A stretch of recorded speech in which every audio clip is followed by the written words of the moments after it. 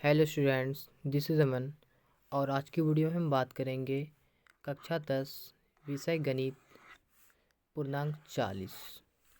कुछ गणित का कुछ इम्पोर्टेंट क्वेश्चंस है यहाँ पे और ये क्वेश्चन है झारखंड बोर्ड का। कहाँ का? झारखंड बोर्ड का। लेकिन ये मोस्ट इम्पोर्टेंट है बिहार बोर्ड के लिए भी, झारखंड बोर्ड के लिए भी। ठीक है, मोस्ट इम्पोर्टेंट क्वेश्चन है इसमें। मैं आपको दिखा सकता हूँ, देखो बहुत सारा क्वेश्चन है, 40 क्वेश्चन। ठीक है, तो देखना हम सबको एक तरफ से सॉल्व करेंगे। बहुत इंपॉर्टेंट है, इस बार एग्जाम में आने के चांसेस हैं। ठीक है, चलो हम वीडियो को स्टार्ट कर देते हैं।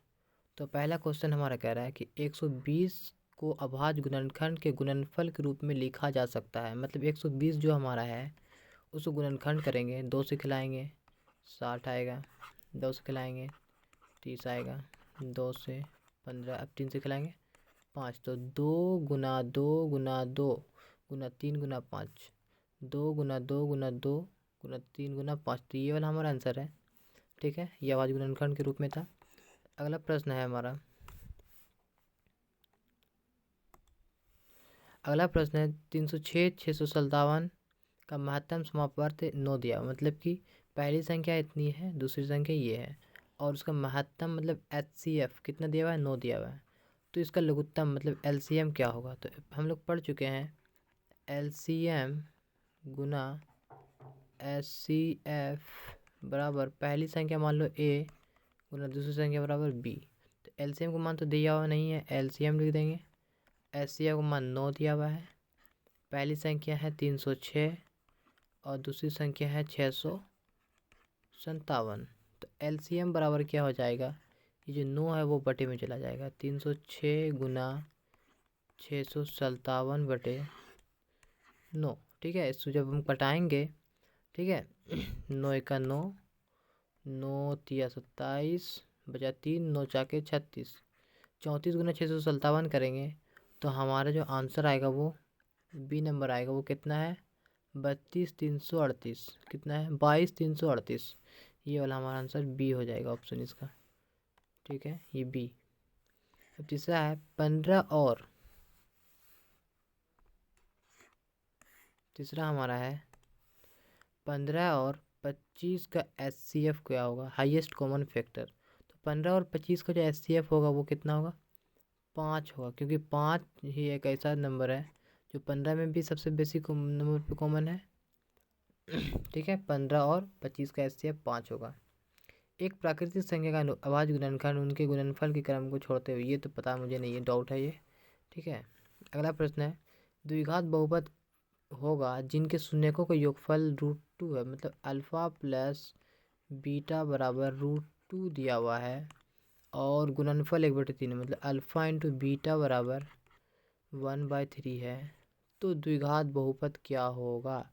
इनमें से द्विघात बहुपद का सूत्र होता है x² minus alpha plus beta into x plus alpha into beta. तो मान बैठाओ, x² तो लिखेंगे ही, माइनस अल्फ़ा प्लस बीटा का मान √2 दिया हुआ है और into x plus alpha into beta मतलब 1/3। जब इसको सॉल्व करेंगे तो ये इसके नीचे भी 1, इसके नीचे भी 1, LCM लेंगे 3 आएगा।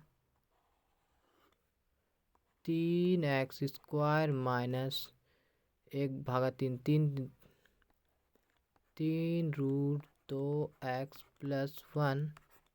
यहाँ पे देख सकते हैं 3x² प्लस 3√2x प्लस 1। ये वाला हमारा ऑप्शन नहीं होगा क्योंकि यहाँ प्लस है, इसमें क्या है? माइनस है। ये वाला होगा ऑप्शन, ऑप्शन नंबर बी। ये 3 जो नहीं, आप 0 करके इसको 0 से गुना कर दें तो ये 3 खत्म हो जाएगा। ठीक है, समीकरण बनाते समय। अगला है हमारा यदि ax² plus bx plus c के शून्य का अल्फ़ा बीटा हो तो अल्फ़ा प्लस बीटा का मान क्या होगा? अल्फ़ा प्लस बीटा का सूत्र होता है -b/a, option number A. 7 number, किसी बहुपद px के लिए ग्राफ की आकृति में दिखाया गया है। बहुपद के शून्यक की संख्या कितनी होगी? शून्यकों की संख्या देखो, ये ग्राफ है, ये x अक्ष होता है और ये y अक्ष होता है। ठीक है, और ये हमारा लाइन दिया हुआ है। यहाँ पे जो है ये x अक्ष को, ये वाला लाइन हमें कट नहीं कर रही, तो ये शून्यक की संख्या 0, अगर मान लो ये एक्स अक्ष है, ये वाई अक्ष है, मान लो इस तरह का ग्राफ रहता, तो यहाँ पे ये जो लाइन है यहाँ पे कट कर रही है यहाँ पे, तो शून्य की संख्या 2 हो जाता है। अगर मान लो ये इस तरह का होता है तो शून्य की संख्या कितना हो जाता है 3, क्योंकि ये 3 बिंदु पे कट कर रही है एक्स अक्ष को। जब ग्राफ जो है एक्स अक्ष जितना बिंदु पे टच करेगी उतना उसका शून्य की संख्या होगा, लेकिन यहाँ पे ये जो ग्राफ है एक्स अक्ष को एक भी बिंदु पर कट नहीं कर रही, तो ये शून्य की संख्या 0। अगला प्रश्न है a1x, ये दो कंडीशन दिया a1/a2 बराबर b1/b2 बराबर नॉट c1/c2 है, मतलब कि a1/a2 बराबर है b1/b2 बराबर नॉट c1/c2 है। तो इसका जो हल होता है जब लास्ट में कट लगता है इसका कोई हल नहीं होता है, कोई हल नहीं होता है। अगला प्रश्न है हमारा समीकरण 2x + 3y बराबर 0 तथा 3x + 4y बराबर +20 द्वारा निरूपित सरल रेखा होगा, मतलब कि x 2/x वाले को बटे करो 3 = -3y वाले को बटे करते हैं, और यहाँ तो 0 है, यहाँ कितना है 20 है, नहीं ये बराबर है नहीं ये बराबर है, मतलब कि ऐसा कैसा होगा, शुरू में कट लग रहा है मतलब ये प्रतिच्छेद करती है, कैसी रेखा प्राप्त होगी, जब कंडीशन है a1/a2 बराबर नॉट b1/b2 अब बराबर हो c1/c2 या बराबर नहीं हो c1/c2, यहाँ पे कट लग रहा है, इसका मतलब प्रतिच्छेदी रेखा होगी। कैसी होगी, प्रतिच्छेदी रेखा। तो ऑप्शन नंबर बी इसका आंसर। अगला प्रश्न है c के किस मान के लिए समीकरण युग्म cx-y = 2 तथा 6x-2y = 4 का अनंत हल होगा। कैसा हल, अनंत हल। कंडीशन लगाया तो अनंत हल के लिए हम पढ़े हैं a1/a2 बराबर b1/b2 बराबर c1/c2। अनंत हल होने के लिए तो a1 का मान है c और a2 का मान है 6, b1 का मान है -1, b2 का मान है -2, इसी से निकल जाएगा।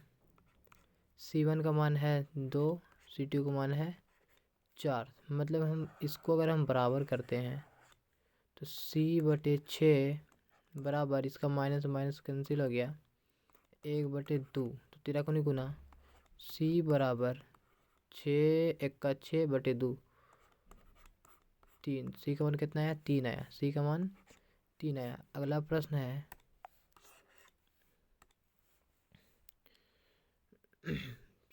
2x - y = 5 और 3x + 2y = 4 का हल क्या है, हल ज्ञात करें। हल मतलब कि x और y का मान कितना होगा, तो हम कर लेते हैं। पहला है 2x - y बराबर 5, दूसरा है 3x + 2y बराबर 4। विलोपन विधि से अगर हल करते हैं तो यहाँ 2y है यहाँ y है, तो इसको 2 से गुना करो, ये हो जाएगा 4x - 2y बराबर 5 है। दूसरा है 3x + 2y बराबर 4 से दोनों को जोड़ देते तो चिन्ह चेंज नहीं होगा।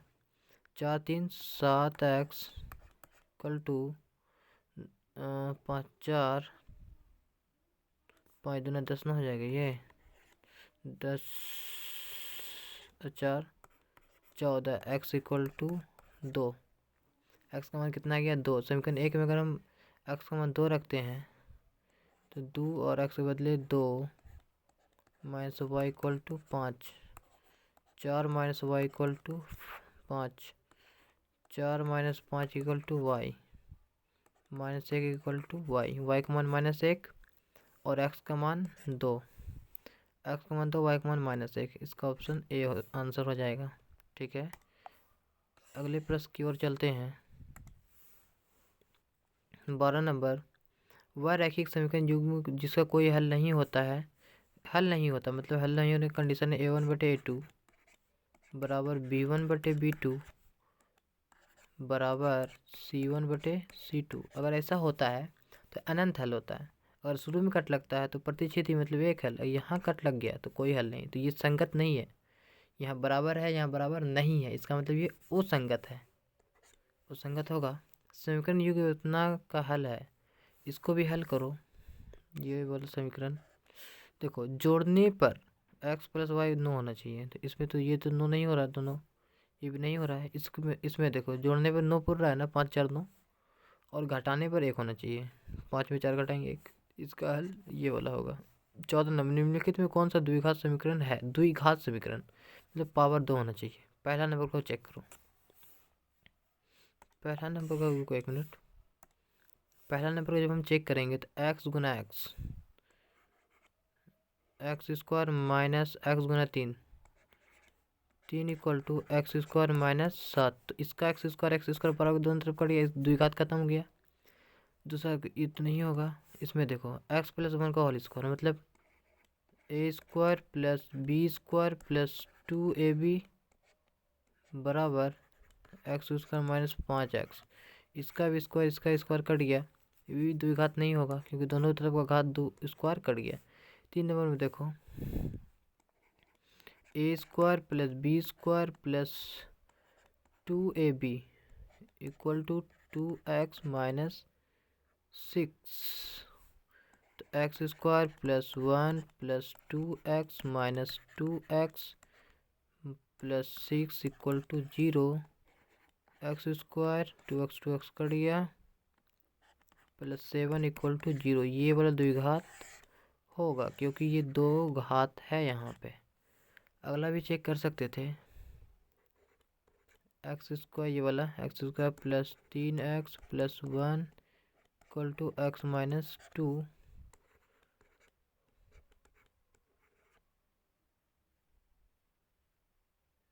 इसका ऑप्शन हो जाएगा हमारा, जब स्क्वायर रहना चाहिए, नहीं तो ये भी हो जाएगा। ये वाला हमारा ऑप्शन सही है। आगे बढ़ते हैं। यदि विविक्तर d बराबर 0 से बड़ा हो तो मूल होंगे। जब d का मान 0 से बड़ा होता है, 0 से बड़ा होता है तो मूल कैसा होता है? मूल होता है वास्तविक और अलग अलग। द्विघात समीकरण इतना के मूलों की प्रकृति होगी, मतलब d का मान निकालो। d बराबर होता है B square minus 4ac equal to b का मान कितना है? इस x वाला मान b होता है 1। इसके 1 का स्क्वायर 1 माइनस 4 इंटू a का मान भी 1 है। इसको एक्स स्क्वायर के आगे जो a होता है और c का मान -1 है। तो 1 माइनस माइनस माइनस प्लस 4 का 4 है इक्वल टू 5। d का मान कितना है? 5, मतलब d जो है 0 से बड़ा है, तो इसकी मूल की प्रकृति वास्तविक तथा समान नहीं, वास्तविक तथा असमान होगा। ठीक है, 16 नंबर है। अगला प्रश्न है, ax square plus bx plus c के दो भिन्न वास्तविक मूल होंगे। भिन्न और वास्तविक मूल मतलब d का मान 0 से बड़ा होना चाहिए, मतलब B square minus 4ac, D का फॉर्मूला ये बड़ा होना चाहिए किससे? 0 से। 4ac बड़ा होना चाहिए 0 से। ये वाला द्विघात समीकरण इतना के विवेचक या विविक्तर ज्ञात करें। तो विविक्तर का फॉर्मूला d बराबर होता है B square minus 4ac, b का मान -1 का whole square minus 4 into a का मान 1 इंटू c का मान 3। तो 1 माइनस 4 12 माइनस 11 ये वाला ऑप्शन सही है। अगला प्रश्न हमारा है, अगला प्रश्न है, यदि मोस्ट इम्पोर्टेंट क्वेश्चन, यदि द्विघात समीकरण के मूल समान हो, मतलब कि d का मान क्या हो? मूल समान होने पर d का मान 0 होता है। कितना होता है? d बराबर मतलब बी स्क्वायर माइनस 4ac का मान 0 होता है। तो बी स्क्वायर, बी के जगह पे -4 का होल स्क्वायर माइनस 4a का मान 1 और c का मान k है। तो k का मान निकालना है, बराबर कितना होना चाहिए? 0। 4 चौके 16 माइनस 4 के बराबर 0। तो 16 बराबर 4 के, 4 कम 4 4 चौके 16, के का मान 4, के बराबर कितना आ गया? 4 हमारा आंसर आ गया। ठीक है, तो 4 कौन सा है? सॉरी, 4 कहाँ चला गया? तो के का मान कितना होना चाहिए? 4 होना चाहिए। कितना? द्विघात समीकरण इतना के मूल ज्ञात करें। मूल मतलब कि एक्स का क्या मान रखे कि 0 आ जाए, कितना, तो मूल का सूत्र होता है एक्स बराबर minus B plus minus root under B square minus 4ac बटे 2a। तो माइनस फार्मूला का बी का मान कितना है यहाँ पे -5, तो माइनस माइनस प्लस 5 हो जाएगा, plus minus B square, B का मान -5 होल स्क्वायर -4a का मान 180 का मान 6, 180 का मान 6 बटे 2 और a का मान 1, 5 प्लस माइनस 25 माइनस 4 छक्के 24 बटे 2, 5 प्लस माइनस 1 आएगा, तो 1 का रूट तो 1 ही होता है बटे 2, तो 5 में एक बार जोड़ेंगे और 5 में एक बार घटाएंगे, तो 5 1 6 बटे 2 मतलब कि 3, और 5 में घटाएंगे 4 बटे 2 मतलब कि 2, 3,2 या 2,3 बात एक ही है। अगला प्रश्न है, निम्नलिखित में कौन एपी में, एपी में होने के लिए दो पद के बीच का जो अंतर होता है वो समान होना चाहिए। कैसा होना चाहिए, दो पद के बीच का अंतर समान। यहाँ देखो 2 के बाद 7 हुआ, मतलब यहाँ पे 5 का अंतर है, यहाँ पे बढ़ गया कितना, ये वाला नहीं, सॉरी ये नहीं, यहाँ देखो 2 4 2 का अंतर है, यहाँ पे आओ 8 4 बढ़ गया, तो ये एपी में नहीं है। एपी में 1 3 5 7, मतलब यहाँ पे 2 बढ़ रहा है, कितना बढ़ रहा है, 2 बढ़ रहा है, तो ये एपी में है। ये वाला देखो 5 25 20 बढ़ा, फिर देखो 125 हो गया, 125 हो गया, मतलब 100 बढ़ गया, तो ये एपी में नहीं है। तो हमारा ऑप्शन नंबर बी है सही है। एपी का 10वां पद क्या होगा, 10वां पद मतलब ए10 का फॉर्मूला होता है ए प्लस 9d, ठीक है। तो ए का मान पहला पद 2 प्लस 9 और डी का मान मतलब अंतर कितना का है, 5 2 7 5 बढ़ा है, 5 का अंतर, तो 2 प्लस 9 5 45 में 47 47 हो गया। 2 अंक वाली कितनी संख्या 3 से विभाज्य है, 2 अंक वाली कितनी संख्या है 3 से विभाज्य है, ये वेरी इंपॉर्टेंट क्वेश्चन है। देखो 2 अंक की संख्या जो स्टार्ट होती है वो 10 से स्टार्ट होती है, कहाँ से, 10 से 11 12 चलते चलते चलते कहाँ तक जाती है 99 तक, लेकिन 3 से विभाज्य होना चाहिए। तो 3 से विभाज्य होने के लिए 12 से स्टार्ट होगा, कहाँ से, और 99 भी 3 से कटती है, तो 12 से एक एपी बनेगा हमारा 12, फिर 15 कटेगा 3 से, फिर 18 कटेगा 3 से, इसी तरह करते करते 99 भी कटेगा। तो कितनी संख्या है, मतलब n, माना n संख्या विभाज्य है, तो ये हमारा a 12 हो गया, d हमारा 3 हो गया, ये लास्ट पद an बराबर 99 हो गया, n बराबर कितनी संख्या होगी, तो n निकालना है, क्या निकालना है, तो an का जो सूत्र होता है वो होता है a plus n minus 1 into D. an के जगह पे 99 बराबर एक जगह पे 12 प्लस n माइनस 1 इंटू 3, 99 में 12 को घटा देंगे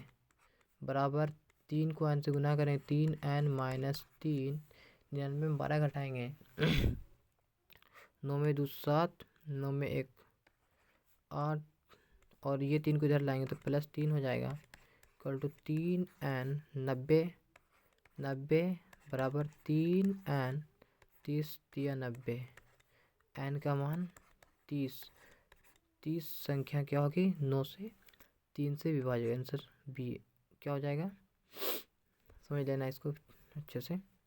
उसके बाद है हमारा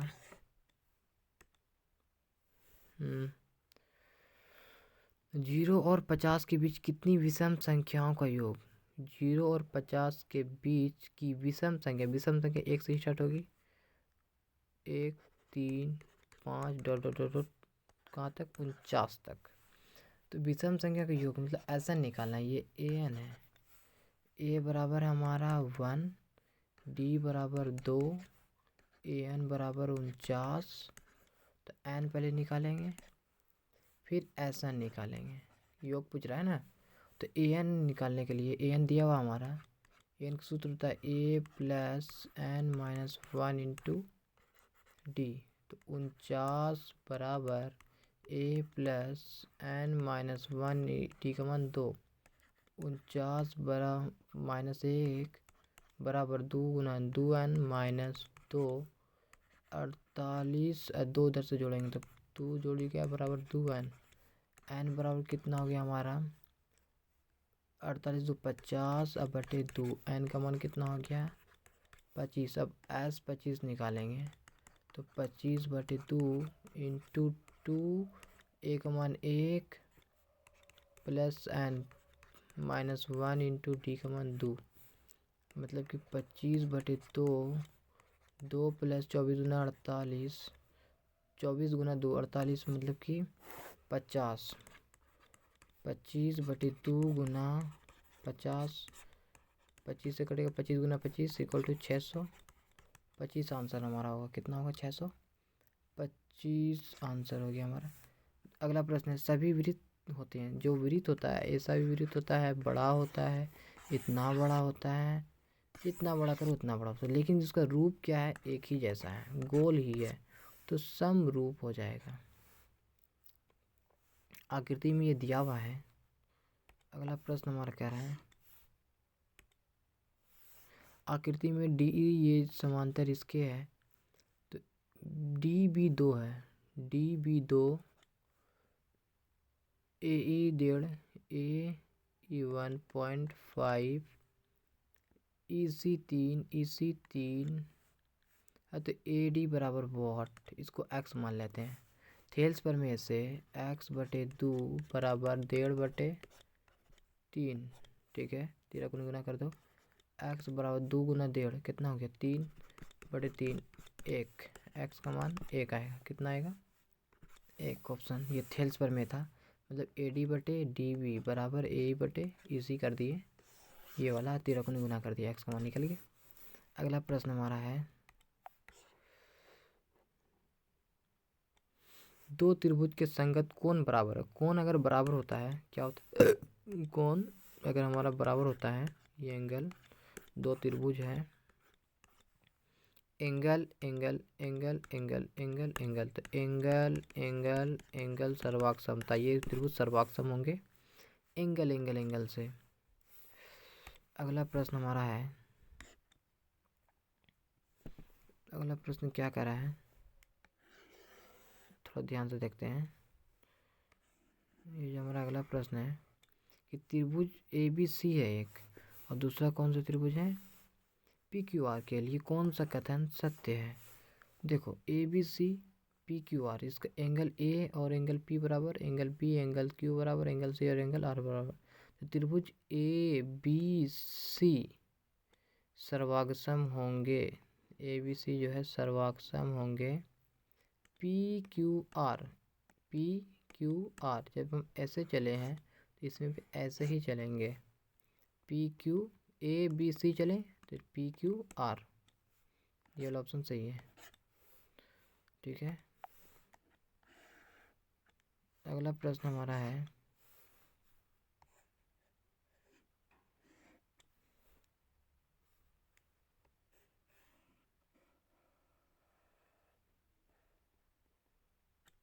अगला प्रश्न हमारा है यदि दो त्रिभुज के संगत भुजा का अनुपात इतना है तो उसके क्षेत्रफल का अनुपात, क्षेत्रफल का अनुपात हमेशा इसके स्क्वायर के बराबर होता है, ठीक है। तो 4 के स्क्वायर 16 और 9 के स्क्वायर 81, 4 16:81। एक समबाहु त्रिभुज की भुजा 2 है, एक समबाहु त्रिभुज है मतलब जिस तीनों भुजा बराबर होती है 2a है, तो उसके शीर्ष लंब की लंबाई, ये वाली लंबाई क्या होगी, ये लंबाई ये 2a है तो ये भी 2a, ये कितना हो जाएगा समबाहु त्रिभुज में कितना डिग्री बनता है 60 डिग्री बनता है भाई। अच्छा ये हमारा 2a तो ये कितना हो जाएगा a हो जाएगा, तो ये पूछ रहा है ये वाला। चलो हम a b इसको c मान लिए, इसको काट के निकालो, त्रिभुज ABC को काट के निकालो। b यहाँ पे कितना डिग्री, समबाहु त्रिभुज में 60 डिग्री पता है, ये हमारा 2a है, ये हमारा a है, और ये हमको निकालना है। अच्छा लंब और कर्ण किस में होता है साइन 60 डिग्री बराबर लंब बटे कर्ण, लंब को मान लो x और कर्ण 2a, साइन 60 डिग्री का मान √3/2 इक्वल टू x/2a 2a 2 घर चला गया तो x इक्वल टू √3 है। ए को √3 से गुना करेंगे √3a, किसका मान, x का मान, x बराबर √3a बच्चे। ओके, अगला प्रश्न है त्रिभुज ए बी सी में ए बी इतना है, कौन ए बी सी में ए बी बराबर 6 मतलब ए बी सी एक त्रिभुज है। एक ए बी सी क्या है, त्रिभुज हमारा है ए बी, और सी एक हमारा क्या है, त्रिभुज है। ए बी बराबर 6√3, ए बी बराबर 6√3, ए सी हमारा 12 तो बी सी हमारा 6 cm है।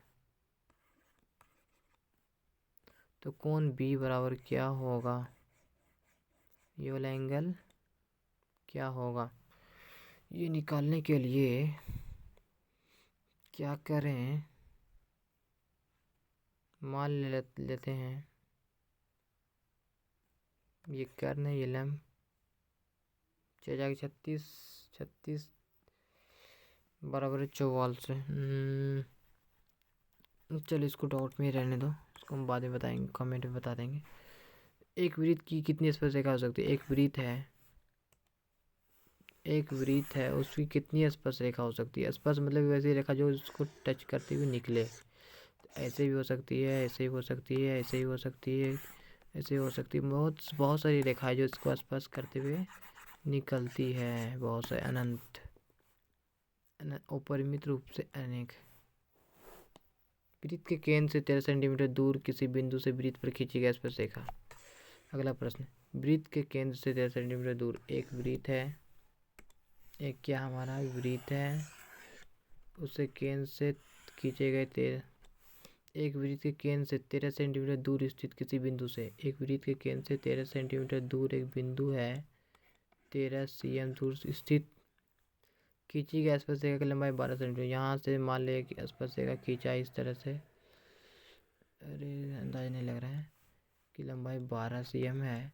तो वृत्त की त्रिज्या ज्ञात करें, ये वाली ऊंचाई क्या होगी, तो वृत्त की त्रिज्या क्या होगी, ये वाली त्रिज्या, ये 12 है, ये 13 है। हम पढ़ चुके हैं यहाँ पे 90 डिग्री बनता है, कहाँ पे, यहाँ पे 90 बनता है, ठीक है। तो ये हमारा कर्ण है, ये लंब है, लंब ये है, तो लंब स्क्वायर बराबर कर्ण स्क्वायर माइनस आधार स्क्वायर रूट अंडर 13 के स्क्वायर 169 माइनस 12 के square 144 equal to 25 equal to 5 cm। कितना होगा, 5 सेंटीमीटर। कहाँ गए बच्चे, ये वाला हो जाएगा। एक बिंदु Q से वृत्त पर स्पर्श रेखा की लंबाई 24 सेंटीमीटर। साफ कर देते हैं, आगे बढ़ो। एक वृत्त है हमारा, तो केंद्र ये है, एक बिंदु Q से एक वृत्त पर स्पर्श रेखा की लंबाई 24 सेंटीमीटर। यहाँ से मान लो एक बिंदु बाहर में है, इनसे जो स्पर्श रेखा है यहाँ इस तरह इस बार खींचते हैं, ये है 24, कितना है 24 सेंटीमीटर है, ठीक है। तथा Q की केंद्र से दूरी 25 है। ये जो Q है हमारा, इसी केंद्र से दूरी कितनी है, 25 cm है। तो वृत्त की त्रिज्या, ये वाली जो त्रिज्या होगी क्या होगी, अभी जस्ट बताएंगे। ये लंब 90 होता है, ये लंब निकालना, तो लंब बराबर रूट अंडर कर्ण स्क्वायर मतलब 25 का स्क्वायर माइनस 24 का स्क्वायर, 25 का स्क्वायर 625 माइनस 24 का स्क्वायर 576 इक्वल टू 49 हो गया। 15 में 6 9, 11 में 7 4 49 इक्वल टू 7 हो जाएगा। ये नहीं, यहाँ पे 7 कौन, तो ये वाला है ना, इसका 7 है। दो सकेंद्रीय वृत्त की त्रिज्याएं। अगला प्रश्न, दो सकेंद्रीय वृत्त की त्रिज्या 3 cm तथा 5 cm है। एक वृत्त है सकेंद्रीय मतलब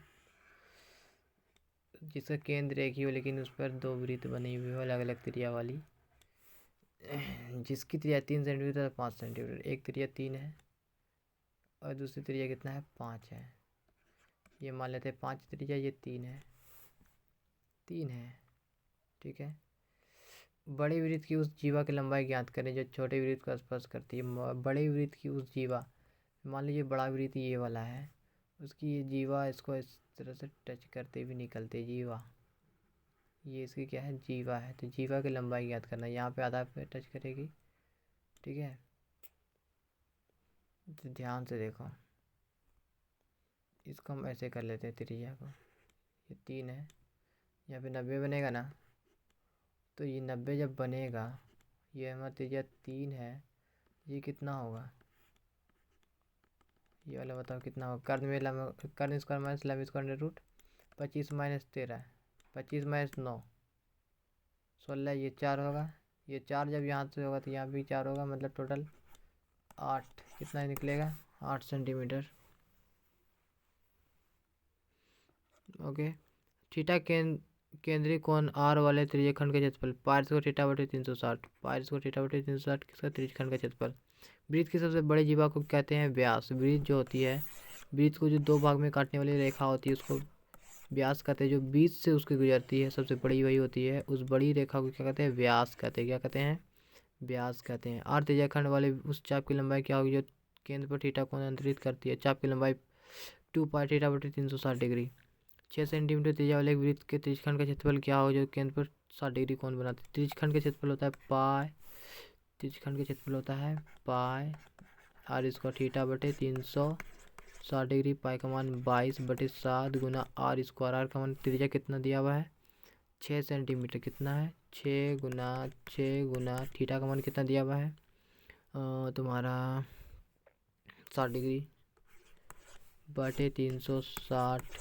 1 0 1 0 कट गया, 6 का 6 36, 6 कट गया, 6 दूनी 12, 6 दूनी 12, 1 13, 132/7 cm स्क्वायर। तो नहीं दिया हुआ है, क्या दिया हुआ है, 132/7 cm स्क्वायर। ये वाला हो गया आंसर। 40 नंबर बना के रखना बच्चे, ये तुम लोग के लिए छोड़ रहा हूँ। Okay, thanks a lot video देखने के लिए, और वीडियो ऐसे वीडियो में पाने के लिए सब्सक्राइब कर देना, वीडियो को लाइक करो भाई। ठीक है, चलो थैंक्स अ लॉट, बाय, मिलते हैं अगले वीडियो में।